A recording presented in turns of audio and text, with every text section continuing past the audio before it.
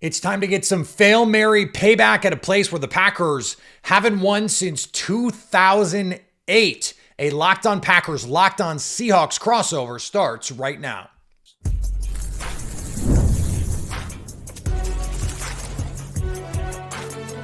You are Locked On NFL crossover, part of the Locked On Podcast Network.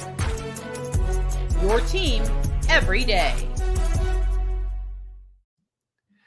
Greetings, 12s and cheeseheads. We've got a new crossover Thursday here on the Locked On Podcast Network. Locked On Seahawks. I'm host Corbin Smith. Glad to be teaming up with Peter Bukowski of Locked On Packers. And Peter, it has been a long time since the Seahawks and the Packers have played. Last time they matched up 2021, and this game's got some significant playoff implications, particularly for the Seahawks being atop the NFC West. The Packers in pretty good spot to make the postseason, but the NFC North has been an absolute juggernaut this year. So we're going to be diving into this upcoming matchup on Sunday Night Football, which is brought your way by our friends over at Prize Picks. Download the app and use the code LOCKEDONNFL to win $50 instantly when you play $5. Peter, as I just mentioned, it has been a while since we've had an opportunity to chat about these two teams. A pretty storied rivalry for being non-divisional teams, and yet it's been a few years since we have seen these two teams battle, and a lot has changed since the last time that these teams played. No Russell Wilson, no Aaron Rodgers.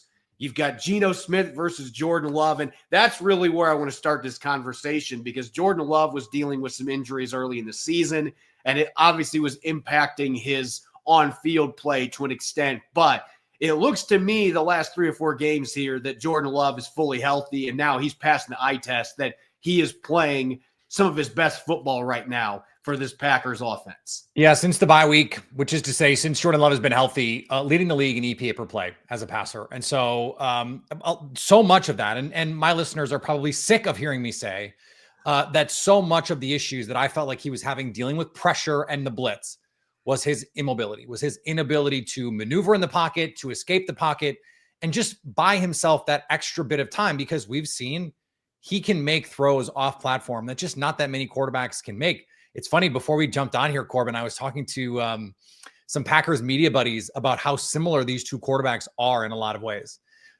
They both want to make and can make just about every throw. The wow play accuracy that they can generate goes hand in hand with some of the why did he do that energy that they both bring at times. And that makes for really dynamic passing games. And you can make, I mean, Geno Smith, if you just put together, the 10-play cut-ups of his best throws in a year, you'd go, this guy's the best quarterback in the league. Like, he can make those kinds of plays. And I think you can do the same thing with Jordan Love. And that's what makes both of these teams, frankly, so scary in a potential postseason. And for the Seahawks, their defense rounding into form. I wish I could say the same for the Packers. But their defense has really been, I think, an underrated piece of their success this year. Jordan Love has not yet fully taken the step that we thought he was going to, Corbin, but it's still out there in front of him. We saw last year the second half that he had. Are you familiar with the Toyotathon phenomenon here? I am not. So someone on TikTok pointed out after he kind of struggled week 1 that Jordan Love's best games have all taken place during Toyotathon, which is from November through the end of December, which coincides with the last 8 games of the season, and then is not in January. So like the Cowboys game, I guess we kind of got to throw out, but then he threw the 2 interceptions against San Francisco, did not start off the year great, gets hurt. And then everyone's like, well, everyone that saw this TikTok is like, oh, Jordan Love Toyotathon. Well, the Toyotathon is on, Corbin. So here we go, if you're a Packers fan. And they'll have a Toyota truck at the top of Lumen Field. They always do. So maybe that's going to give some extra energy to Jordan Love in this game. You mentioned the fact that he has not quite taken that step this year, and obviously the injuries played a role in that. But look, I'm a running back purist, and I know that in today's NFL, those are kind of becoming dinosaurs. But Josh Jacobs coming in, Green Bay, they used to just sit out free agency. They never participated in that has changed in the last 5 or 6 years. Josh Jacobs coming in, one of my favorite running backs in the NFL, with the production he put up in that Raiders offense, with the lack of pieces around him, and then you put him in this offense. It feels like Josh Jacobs has really been able to pull this offense together, even with Jordan Love's injury and maybe not taking quite as big of a step forward. And Josh Jacobs has kind of been that linchpin that's really been able to keep this offense humming. He's been everything that the Packers have wanted him to be and more. I mean, I had high expectations for what he could be. I would be lying if I thought that he could be this good. I mean, I really would be. They are fourth in DVOA running the ball right now offensively. And he just keeps them on track every time and has been more of a dynamic runner than Packer fans expected him to be. Now, I don't have to tell Seahawks fans about how dynamic Josh Jacobs is. The last time Josh Jacobs was at Lumen Field, I mean, I think he just scored another touchdown. I mean, he absolutely torched the Seahawks a couple years ago. And in fact, on the last play of that game, he hit like a 60-yard touchdown to call up the band. So it was one of those funny things that the last time these two teams haven't played together, but Josh Jacobs has actually played the Seahawks more recently than the Packers. And it was in the year that he was the NFL's leading rusher. So he is going to be key in this game, Corbin, absolutely, because this is, I understand, an improved defense of late the last month, but over the course of the season, they're 25th in yards per carry allowed, bottom half in some of the efficiency metrics as well. And the Packers have been trying to play more big personnel lately. They wanted to run on Detroit, who have an elite run defense. Part of that was some of the injuries that they're dealing with. But I think this is one of those games where the Packers are going to get in two tight end sets. Luke Musgrave back in practice yesterday and say, put all those backup linebackers or new face linebackers on the field and see if you can stop this group. I think that's going to be a big piece of what we expect to see on Sunday night. You mentioned this earlier in the segment that the carry the load, but the defense has not quite been to the level that maybe expectations were at before the season. I know there's certainly been some injuries. Jair Alexander coming back this week. That was the one that I had bookmarked, like, is he going to play? Because that is a huge return for that secondary. But I mean, this is a top 10 defense and scoring defense. Yeah. And yet there's been several times I've watched this team this year where it hasn't felt like I'm watching a top 10 defense. Yeah, and isn't that funny? Because if you adjust it for schedule, they're also top 10 and 10th in passing, 10th in rushing. And you're right. It does not always pass the eye test. And part of that is because they have allowed 174 completions over the middle of the field. That's 30th in the NFL. 10 touchdowns in the middle of the field. You can get the ball in the middle of the field against this defense, but it's hard to run on them. So it's hard to stay in favorable down and distances. And it's very hard to create big plays. This is a top 5 defense, not allowing explosive passes. So they have been really good saying, if you're going to score on this Packers defense, you're going to drive the length of the field. You are going to go 10, 12, 15 plays, 70 yards, and go from there. And, that not every team can be that efficient. And I think for the Packers, one of the things that they're going to have to do, and one of the things they've relied on a lot this year, is create turnovers. Geno Smith has been an up and down quarterback against pressure this year. Volatility is part of the position in that regard, but some of the numbers say that, I think he's thrown the most interceptions in the league against the blitz this year. And part of that is this offensive line has not been up to snuff. The Packers have liked to not blitz this year. They want to throw a lot of simulated pressures at you, which the Seahawks should be used to. That's the Mike McDonald defense as well. Let's try and get crazy. Let's disguise. So it shouldn't be anything that new. I wonder if the Packers are going to dial up some more pressure in a game like this, knowing what Geno Smith has dealt with this year. And to your point, it's not just the return of Jair Alexander, which I think will allow them to play a little bit more man coverage and a little bit more just sort of static cover 3 zone out of what is not going to be a static front look. Edgerrin Cooper's return is huge for this defense. They have been we're going to let you dump the ball off. We're going to rally and tackle consistently. Well, Isaiah McDuffie is just not the athlete Edgerrin Cooper is, rookie out of Texas A&M. He is a dynamic weapon. He has been one of the best pass rushing off-ball linebackers in the league this year. He's been dealing with a soft tissue injury. He was back at practice. And so if he can come back in this game, I think you're going to see a lot of 5-man pressures with Edgerrin Cooper as the add-on. And he's got that kind of pass rush ability that can really make life miserable for opposing offenses. The Packers are getting healthier. The Seahawks feel like they're the healthiest they have been all season for the most part. So that's pretty exciting. We're going to look at Seattle and some of their injury situations and much more. That'll be coming up next here on our Week 15 Crossover Thursday edition here on the Locked On Podcast Network. Get ready for the closing stretch of the NFL season with FanDuel, America's #1 sportsbook, because right now new customers can bet $5 and get $150 in bonus bets if you win. The FanDuel Sportsbook app gives you everything you need to place live bets on the NFL all in one place. So when you get a hunch in the middle of the game, you can check out the latest stats, you can view live play-by-play, and much more on the same page where you place your bets. You can bet on everything right now, from Geno Smith and Jordan Love scoring a combined 6 or more touchdowns on Sunday night, or Josh Jacobs being the first skill player to find the end zone at Lumen Field. Just visit FanDuel.com to join today. You'll get started with $150 in bonus bets if you win your first $5 bet. That's FanDuel.com. Never waste a hunch and make every moment more with FanDuel, an official sportsbook partner of the NFL. This crossover Thursday is also brought your way by Game Time. You shouldn't have to think about skipping a car payment when you buy tickets to your next big event. Game Time is the fast and easy way to buy tickets for all the sports, music, and comedy near you. They've got killer last-minute deals, all-in prices, views from your seat, and with their best price guarantee. Game Time takes the guesswork out of buying tickets. You want to see the Seahawks and the Packers battle on Sunday Night Football? You can get seats at one of the loudest venues in the NFL in the lower bowl for under $200 right now. Great seats without breaking the budget. See some exciting young talent as we get towards the end of the regular season and approach the playoffs. Game Time has deals on tickets right at the day of the event, and the Game Time guarantee means always get the best price to write your own memories. If you find tickets in the same section in a row for less, Game Time will credit you 110% of the difference. So take the guesswork out of buying tickets with Game Time by downloading the Game Time app, creating an account, and using the code LOCKEDON for $20 off your first purchase. Terms apply. Again, create an account or redeem the code LOCKEDON for $20 off. Download Game Time today. What time is it? It's game time. You're listening to Crossover Thursday here on the Locked On Podcast Network. We've got Locked On Seahawks, Locked On Packers. I'm host Corbin Smith. Glad to be teaming up with Peter Bukowski of Locked On Packers.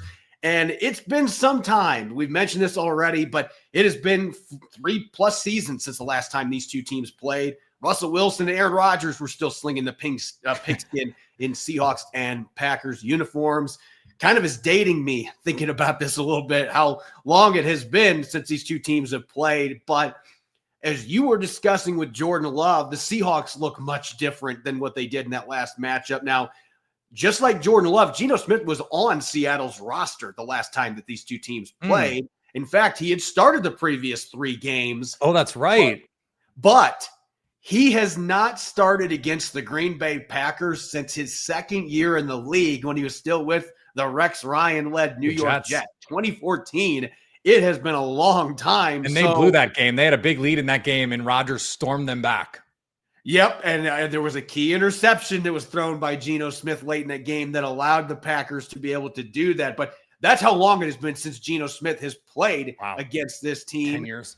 And yet there's going to be a little bit of familiarity, because some of the players on the defense, including Xavier McKinney, who Geno Smith has played against several times and actually has had some success targeting him in the past, but that was when he was on the Giants, and we know when players leave the Giants, they become much better players when they go elsewhere. And McKinney's just an example of that. Yeah, this is when you're thinking about Packers Seahawks matchups, you're thinking about Mike McCarthy, you're thinking about Pete Carroll, you're thinking about Russell Wilson, the Fail Mary, all that stuff, right? Like this is a kind of storied rivalry of the 2000s, and yet none of the people that were involved in it are here now. And so, could there be a new one? We'll see. I wanted to ask you about that, because the defense, the Legion of Boom, was in full effect when this rivalry started in earnest with Pete Carroll and Russell Wilson. The last 4 weeks, they have looked like a different group. The trade for Ernest Jones being a part of that, and then some of the moves at linebacker. I can't remember a team just saying, hey, the 2 guys that used to be starting at linebacker are not even on our team in a matter of a month. Like, pretty remarkable stuff. And then to bring in a guy who just steps right in and is immediately productive for you in terms of coming into the starting lineup, Tyrese Knight, and that. What has really been the driving factor of this defensive turnaround, or has it been that these other teams are just not that good? See, and I would push back on anybody that says that, because Kyler Murray was playing lights out before the Seahawks played them the first of 2 games in 3 weeks. I mean, he had 13 touchdowns and 4 interceptions. The Cardinals had won 4 straight. Aaron Rodgers has not had a good year by any means, but he's still got Devontae Adams, Garrett Wilson, the outside. Yep. So they've been playing decent competition from the quarterback position during this win streak. But the linebackers are really the ones that have changed this, because Mike McDonald coming over from Baltimore, that was his position. Right. Pete Carroll was a secondary guy. Mike McDonald came over as the linebacker whisperer. And it's, and he's tried to downplay this a little bit, but it's very similar to when Roquan Smith came to Baltimore in the middle of his first season as a defensive coordinator. They go out and get Ernest Jones, and he has had that kind of an impact on this defense. And Tyrese Knight, I mentioned this yesterday on our show, he is a brick on skates. Like, when he gets to you, he's knocking you down. Like, there's no question about it. The guy does not miss tackles. He hits like an anvil. I mean, he's just really fun to watch. These two guys have been game changers, and you got to give Mike McDonald credit, because the linebackers they signed in free agency, and John Schneider too, for being willing to say, you know what, I'm not going to keep diving into sunk costs here. These two have just not played the way we thought they were going to. We're going to reinvent this linebacker spot. And if anybody knows how to do that, Mike McDonald has shown now 2 times in 3 years that he can make these rapid changes at the position. And I think that you have felt the contagious effect on the other 2 levels of the defense with the way that those guys are playing. And it's once again showing, I'm not going to go down the running backs don't matter thing, but linebackers matter a hell of a lot more than I think a lot of people realize that they do. It is an incredibly important position, even in today's NFL. And what the Seahawks have done has proven that these last 4 weeks. I think they're very similar in that if you are a bad team, a good player at those positions does not really matter. But if you are a good team or a mediocre team, a bad player at those positions can sink you. Yep. And a good player can be the difference between you being just okay and good. And I think we're seeing that. Frankly, we're seeing that in Philadelphia, where Saquon Barkley has been a force multiplier. We're seeing that in Green Bay, where Josh Jacobs has been a force multiplier. And the Packers have been dealing with this linebacker thing for years. They have not been able to find an impact player on defense at that spot. And although they've had some good pieces around, that has been a black hole for them. Part of the linebacker position is defending play action. This has been one of the worst teams defending play action on the season. Better lately. They've allowed the most touchdowns off play action this year, 4th in EPA per play defending play action. Only the Jaguars have allowed more total yards off play action. Is that just fixed now? Because to my eyes, I still see a group of linebackers that are keying hard downfield, and that can create some susceptibility. This Packers offense, the number 1 offense in play action EPA per play this year. Yeah, so you're talking from Seattle's play action perspective? Well, when the Packers are on offense, play actioning with those linebackers and what those guys are doing. Like, do you think the fact that you have 2 new guys there, is that just fixed, or is this something that you think Green Bay can still attack? I think that they probably can still attack it, but it's definitely much improved with those 2 guys in there, because I think one of the biggest problems Seattle was having, Tyrel Dodson was just atrocious against play action. He was really the main culprit behind that. And Jerome Baker was just not healthy for most of the time that he was here.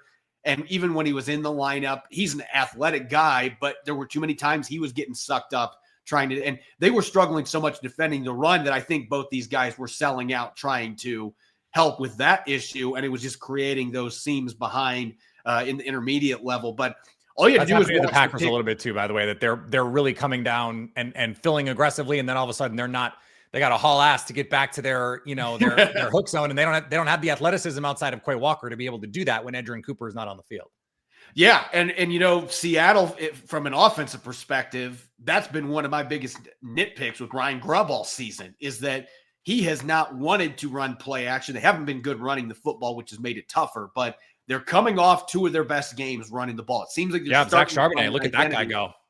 They're starting to get an identity going there. And so from a schematic perspective, you're hoping that means more play action, because Geno Smith was the number 1 play action passer in the NFL last year. I mean, he has been lethal on play action passes, and they had the fewest number going into 2 weeks ago in the league. So that was just bewildering, but some of it was circumstantial with not being able to run the ball. But yeah, from Seattle's defensive perspective, I think that Tyrese Knight with his athleticism, Ernest Jones had an interception on a play action pass by Kyler Murray the other day that was just ridiculous. And you can now, if you watch the All-22, you can see why Kyler Murray threw it, because Ernest Jones was perpendicular to the other sideline. He was facing toward, I mean, it looked like, oh, there's no way he's going to make a play on this. He pivots immediately and intercepts it. Wow. These two guys have really changed things just for this entire defense, the passing game, the play action, and the run game. And again, I think you've seen a ripple effect with everybody else. And when you push buttons correctly like that, like Mike McDonald has done, it's pretty easy to get buy-in from the rest of the team. Yeah, I want to hit on this offense before we get into some keys to victory, the predictions, and all that good stuff. I look at the talent at the skill positions. Like if you're just building a fantasy team, man, the Seahawks, this is with the receivers that they have, the three guys at the receiver position. You got a pair of running backs with Zach Charbonnet, taking a step forward here lately. We know what Kenneth Walker can do. And I think Geno Smith has been the last 2 years an underrated quarterback. And yet they sit 16th in DVOA. Is this all just like, hey, the blocking is not what it needs to be? Or is there something else structural you see here going on? I think that they've been a little bit too easy to predict in terms of offensive tells. I think there's been some adjustments that Ryan Grubb has had to make, particularly in the run game and not having enough play action, not enough under center. And I'm seeing him starting to make those adjustments, but the offensive line has been the biggest issue all year long. Now, that has changed these last few weeks. Satoa Lamea, their rookie out of Utah, has come in, and he's just been knocking heads. That dude, he's bringing the physicality they have been badly missing. And Abraham Lucas, I wondered at the beginning of the year if we were ever going to see a fully healthy Abraham Lucas again. We are seeing it right now. He's moving really well. He's pancaking dudes. That's really starting to change things. And Oluwatimi at center, I mean, Connor Williams abruptly retiring, that could have derailed everything. Oluwatimi's come in and played better than what Connor Williams was before he did that. So the line is playing better. They're still not great or even good at this point, but they have been playing better as of late. I think that has been the biggest thing that's been holding this offense back to this point. All right, I'm ready. Let's do it. Let's talk about who we think is going to win, why, all that good stuff. Yeah, we're going to get to the keys to victory. Have our predictions against the spread. That'll be coming up next year on Crossover Thursday. This episode is brought your way by Built. Real talk, we've all been there feeling like we're burning cash with those rent checks. It's frustrating, but here's the deal. Built Rewards has figured out a way to make rent more rewarding. Say goodbye to the money bonfire and hello to a renter's revolution with Built. Built is breaking ground as a neighborhood rewards program that hooks you up with points on your rent every single month. Pay your rent and watch the Built points roll in, and you can use these points to jet off on a dream vacation. You can put them towards a flight or a hotel stay with 500 plus airlines and 700,000 plus hotels and properties. You can even use your points to book fitness studio classes or redeem them towards a future rent payment. They're designed to meet whatever your lifestyle is. Pay rent hassle-free with the Built Rewards app. Your rent game just got a major upgrade with Built Points, which has consistently been ranked the highest value point currency by the Point Guys and Bankrate. Earn points by paying rent right now when you go to joinbuilt.com/LockedOnNFL. That's JOINBILT.com/LockedOnNFL. Make sure to use our URL so they know we sent you. Join built.com/LockedOnNFL to start earning points with your rent payments today. All right, it's time for some keys to victory and some predictions against the spread here on Crossover Thursday. We got a big primetime Sunday night matchup, Seahawks and Packers at Lumen Field. I'm Corbin Smith, glad to be teaming up with Peter Bukowski.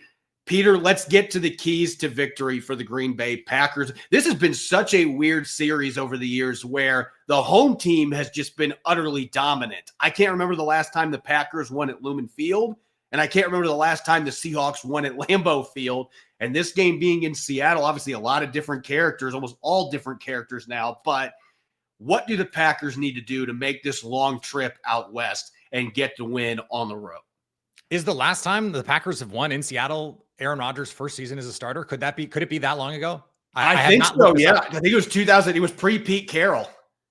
So yeah, it's been 16 years basically since this has happened. I don't believe in like we were just talking to Chris Carter on our NFL Squad show that the Steelers have not won in Philadelphia since 1965, which is crazy. So at least it's not that long a streak. I appreciate that. But this is going to be a fun game. I think both of these offenses are going to find ways to create opportunities for themselves. I think Geno Smith is going to be able to attack this Packers defense in the middle of the field. I can't wait to see how they deploy Jair Alexander. Would you follow DK Metcalf with him? Is Keyshawn Nixon going to play in the slot with Javon Bullard likely out? How are they going to align some of these guys. Is Evan Williams going to be back? Romeo Doubs looks like he's back practicing. I think that's really a good sign for this Packers offense. This offense has faced the toughest defensive schedule in the league this year, according to FTN Fantasy. They're not afraid of anybody. And in their 4 losses, they have put up 400 yards in 3 of them. And over 30 points in the one that they didn't. So the offense has not really been the problem. It has been penalties in the red zone. They lead the league in red zone penalties. So my key to victory in this one is red zone penalties. It's as simple as that, because I think they're going to have opportunities to score. I think they're going to be able to move the ball. They've moved the ball on everybody they've faced. Can you score in the red zone? The answer when they have a penalty is no. And if they don't, the answer is yes. It really has been that simple for Green Bay this year. If they go 4 for 5 in the red zone, they're going to win. And so to me, it seems obvious to say, well, score, right? But for the Packers, that's been a tough thing, even for a really good offense. And so that's where I think this goes. Can I guess yours? Yes, you can go for it here. Protect Geno Smith. You see, this could be a broken record every single week. But for me, protecting Geno Smith is more about running the football. Okay. And as you mentioned, Green Bay's been pretty darn good against the run game this year. Yeah. But it feels like, again, that this identity is starting to form a little bit for the Seahawks. And they don't need to run for 170 yards again like they did this last game against Arizona. But Arizona had the number 1 rushing defense in the last 5 weeks going into that game. And they were able to get their gap schemes going. They were able to physically maul the Cardinals up front.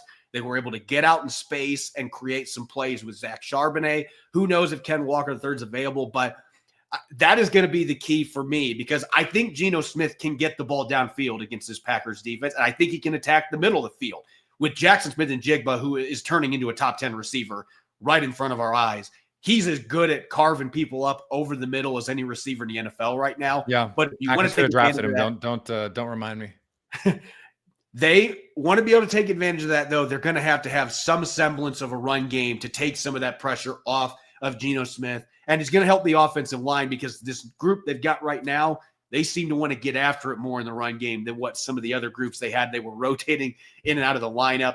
To me, that is going to be key. And on defense, look, Seahawks have been great the last 5 games, 4 games in particular, under 14 points per game. Part of the reason is the chaos. And Mike McDonald, those growing pains seem to be past, and they are making life difficult on some pretty good quarterbacks and making them make mistakes with the football. And they've been doing it, picking off passes, returning them for 6. I don't think they need a pick 6 in this game, but they've got to find a way. Jordan Love has been willing to throw into double coverage this year several times. Sure has. In Seattle, get the pressure or mix in the sim pressures that are going to create some looks where Jordan Love ends up misreading the coverage and then makes a bad mistake. Seattle has been making every quarterback pay doing that in the last month. Can you keep that rolling? That seems like a prescription to get a victory over the Green Bay Packers if they're able to do that again at home. I think that chaos point is perfect in my last key here, because this is going to be a game, and I said this on our squad show, for all the spread modern concepts in the NFL, you still win or lose games at the line of scrimmage. Yep. On both sides. And this Packers run game, I think, has an advantage against the Seahawks. And Matt LaFleur has proven if he thinks he can run it on you, he's going to run it 40 times on you. And they're going to get in heavy personnel. And they did this against Detroit. They got in 2 tight ends. For the last 3 quarters, Corbin, they played 44% 12 personnel with 2 tight ends on the field. 44%. Like, that would be number 1 by a mile in the NFL if it were a season-long number. And they're getting Luke Musgrave back. At least he's back practicing. I think this is one of those games where you see a ton of under center runs, a ton of under center play action, and the Packers do the same thing they tried to do to Detroit. Let Jordan Love throw it 20, 25 times. See if you can stay on schedule, make a couple plays on 3rd down. And I think that's the way you get this going. On the other side, though, I am worried about Green Bay's middle of the field defense, because I don't think Seattle's going to want to run the ball. Like, if you go 70-30 pass rate versus run rate, I think Grubb is happy. Like, I think Geno Smith is happy. I think Jackson Smith-Njigba and DK Metcalf are happy. And that's kind of who they've been this year. That concerns me, which leads me to think this is going to be a shootout. I think this is like a 30-24 kind of game. I think 2.5 is not enough. It opened at 3.5. I think it should be 3.5 or 4.